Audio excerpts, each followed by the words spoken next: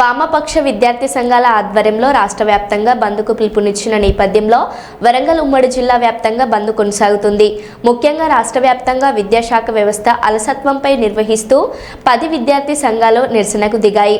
ప్రభుత్వ పాఠశాలలకు మౌలిక వసతులు కల్పించడమే కాకుండా మధ్యాహ్న భోజనాల నాణ్యతపై చొరవ తీసుకోవాలని డిమాండ్ చేస్తున్నారు.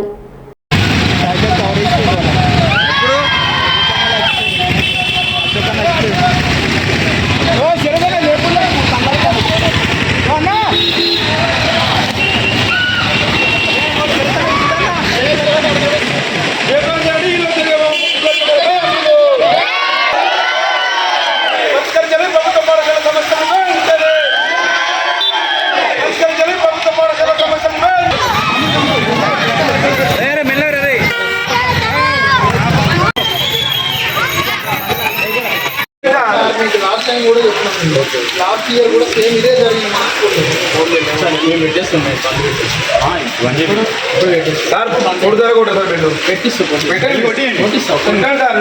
మీకు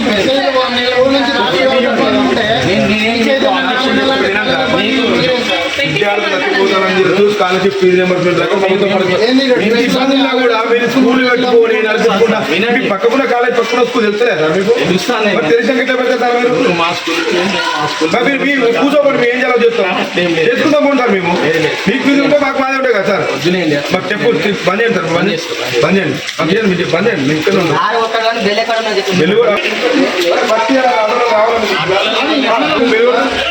వెలుగుతాడు మీరు వెలుగుతాడు.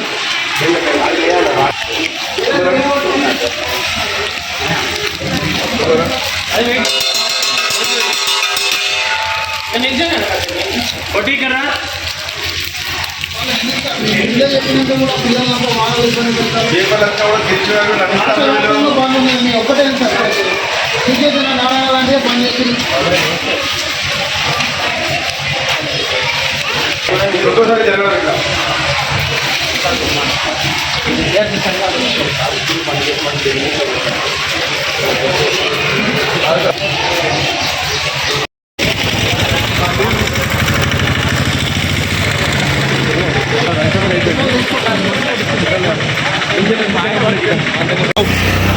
వామపక్ష విద్యార్థి సంఘాలు 10 విద్యార్థి సంఘాలుగా బంద్ పిలుపునివ్వడం జరిగింది. ఎందుకంటే ప్రభుత్వ పాఠశాలలో మౌలిక సదుపాయాలు కల్పించాలని మరియు ప్రభుత్వ జూనియర్ కళాశాలలో మధ్యాహ్న భోజనం అమలు చేయాలని, పెండింగ్ ఉన్న స్కాలర్షిప్ ఫీజు రియంబర్స్మెంట్ విడుదల చేయాలని మరియు పోతే విద్యాశాఖకు మంత్రి నియమించకపోవడం చాలా సిగ్గు చేయడాన్ని ప్రభుత్వం మారి గత 2 సంవత్సరాలు కావస్తున్నా కూడా ఎలాంటి ప్రభుత్వానికి చలనం లేకుండా ఉందని తక్షణమే ప్రభుత్వం విద్యాశాఖ సమస్య పరిష్కరించాలి, విద్యాశాఖకు నూతన మంత్రి నియమించాలని వామపక్ష విద్యార్థి సంఘాలుగా డిమాండ్ చేస్తున్నాం.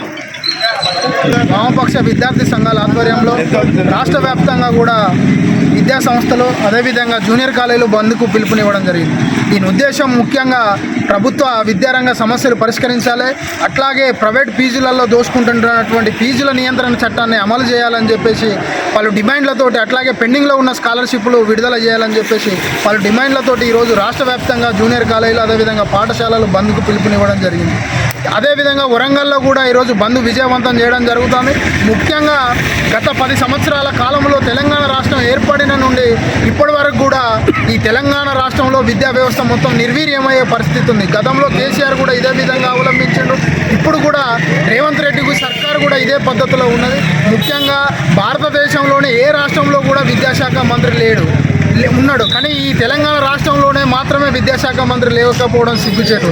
అందుకే విద్యాశాఖ మంత్రి నియమించాలి, అదేవిధంగా విద్యారంగ సమస్యలు పరిష్కరించాలని చెప్పేసి ఈరోజు బంద్కు పిలుపునివ్వడం జరిగింది. ఈ బంద్లో పాల్గొన్న విద్యార్థులకు, యాజమాన్యాలకు, అదేవిధంగా విద్యార్థుల తల్లిదండ్రులకు కూడా ఎస్ఎఫ్ఐ తరఫున ధన్యవాదాలు తెలియజేస్తాను.